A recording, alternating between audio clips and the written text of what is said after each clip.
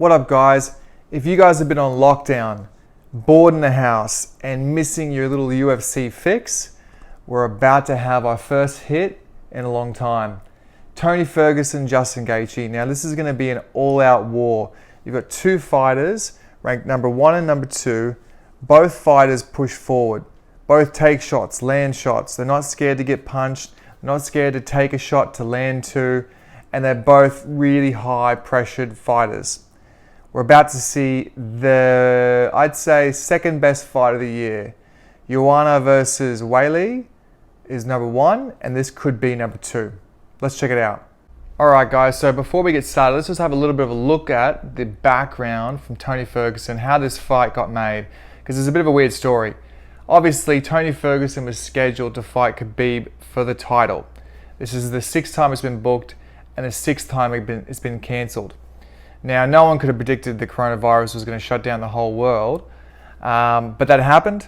The fight got cancelled, and they were going back and forth. Khabib was saying he was ready, Tony was saying he was ready, but for whatever reason, they never got rebooked. And so Dana White actually decided to find a location that he could have a fight, and even though the whole world was shut down, Dana just did whatever he could, found a site to have a fight. And so about 2 weeks ago, they were supposed to fight Ferguson versus Gaethje because Khabib couldn't get out of Russia, or whatever the reason was. Khabib was out. So Ferguson and Gaethje was booked. This was 2 weeks ago, and Dana was going to put it on. And then the head, this is what Dana said, the powers that be at ESPN and Disney called him up and said, don't have that fight because there's too many risks involved. Bad publicity. If someone gets sick, someone, God forbid, died, it would just be a shit show. So don't want you to do it. And so Dana stepped down and didn't have the fight. Fast forward to now, they've booked it for the 9th and they're having the fight again. Tony Ferguson did this crazy thing where he posted him making weight at 155. And, some people were saying it was to show that he could make it, or it was to show that how disciplined he is, all these other things. Whatever reason, he made weight. And so Ferguson versus Gaethje is for the 9th. It's going to be the biggest fight, I think, of the year. Second only maybe to Weili versus Joanna. But we'll see what happens. Let's check it out. So guys, just before we get started, if you haven't seen my channel, I post UFC breakdowns. It's a bit of fun, bit of a laugh. I'm trying to break it down as simply as possible for the average, let's say 90% of the fans that are out there. And I'm Sean Bordeaux. Let's go check it out.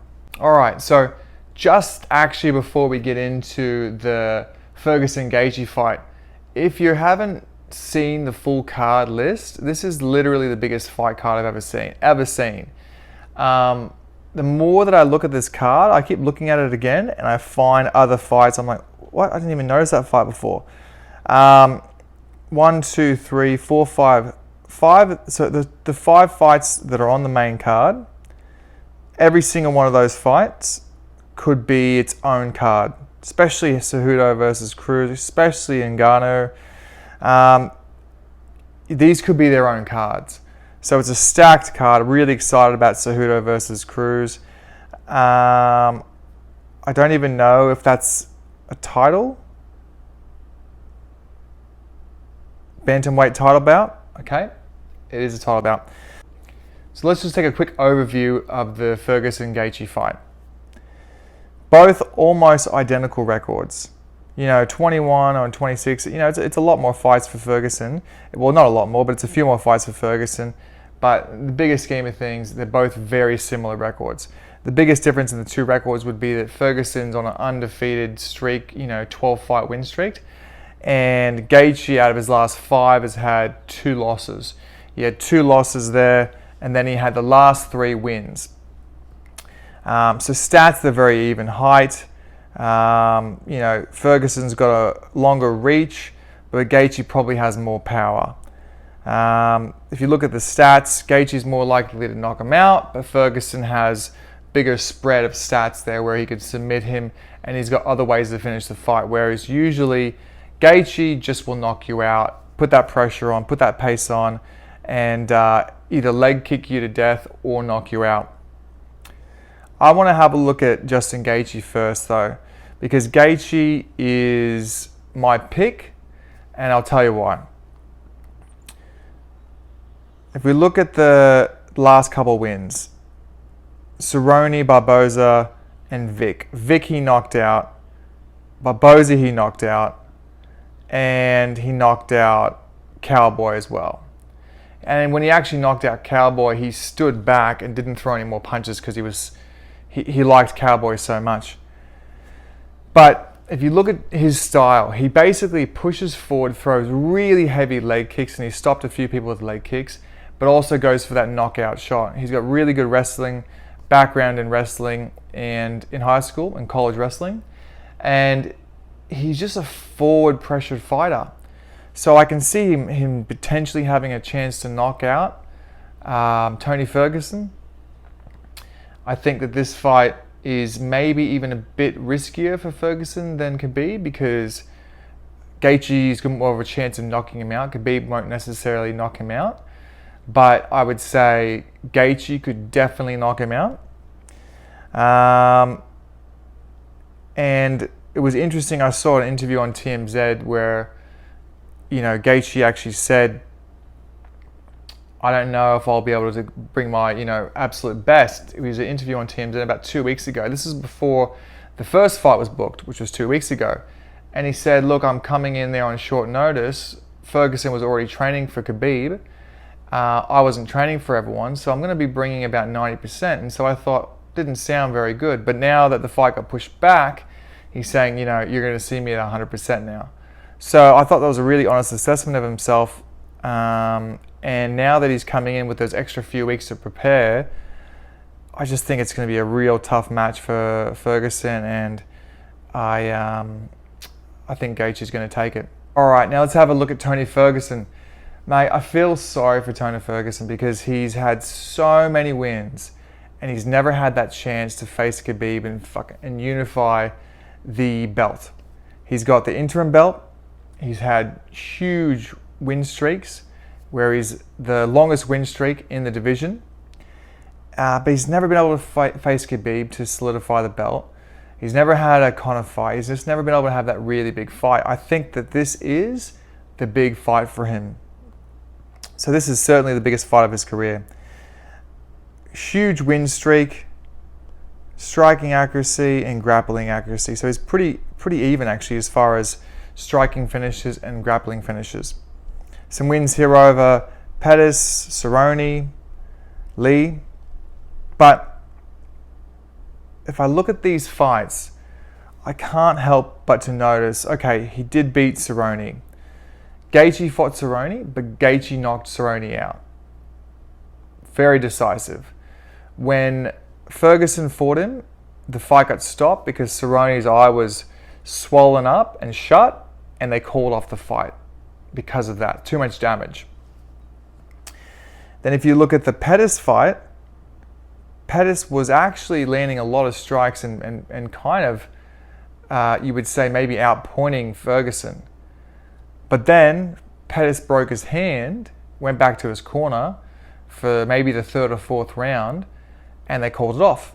They said, no, his hand's broken, he can't fight the way he needs to. They called it off. So both Cerrone and Pettis both went back to the corner, and both corners called off the fight. Then if you look at the Lee fight, Lee was actually beating him. Lee, I think, probably had the first 2 or 3 rounds, then just gassed out because he didn't get the finish. He punched himself out. He was in a mounted position, high mount position up to here, and probably should have done a submission or went for an armbar or something else, but just was striking, didn't get the finish, then gassed himself out and got caught in a triangle by Tony Ferguson in the 3rd or 4th round. So it's such a tough fight because you've got Tony Ferguson that's got this huge, the longest win streak in the division, right? Hasn't been beaten in however many years, 6 years or whatever. Then you've got Justin Gaethje, who's been knocking people out, but also had 2 losses, 5 and 4 fights ago. So it's a crazy fight to predict. But I just can't look past the fact that Tony Ferguson, if you look at these fights, the top two got called off because the opponent took too much damage, which all credit to him. He did the damage, so he has to take the credit for that. The Lee fight though, Lee was beating him and then just gassed out. And I don't see Gaethje gassing out. So if I had to predict it, I would say it's going to be very similar to the Lee fight where Gaethje just dominates him, maybe even mounts him, but I don't see Gaethje gassing out. Alright guys, so in summary, this is a huge card. This is a really interesting time because we're not going to have any audience in the crowd. The commentators are Joe Rogan's going to be commentating with no one else in the crowd. So I wonder if he's going to be yelling out like he normally does. You know, oh my God, he's going for the finish. Is he going to scream out like that, or is he going to be like, no one else is here? Yeah, he's going for the finish. It'd be really interesting to see Joe Rogan and the whole fight taking place with no audience. But this is the way I see it happening. They're both forward pressure fighters. They both go forward. They both have been tagged before and they both take damage. But I do see Gaethje coming out with the win purely because Gaethje has a significant advantage in the power, the knockout ability. Tony Ferguson has a really good left hook, which he has dropped people with. But Gaethje's got more of a power advantage. I don't see him out wrestling Gaethje. Gaethje looks like he's probably stronger as well. And where Ferguson has done excellent in his previous fights, either just they gassed out or they took too much damage and the fight got called off. I don't see that happening to Gaethje because he can take damage and Gaethje doesn't gas out.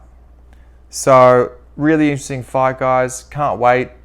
Once again, thanks for viewing the video, and if you liked it, feel free to subscribe, like it, or forward it on to a mate. Cheers.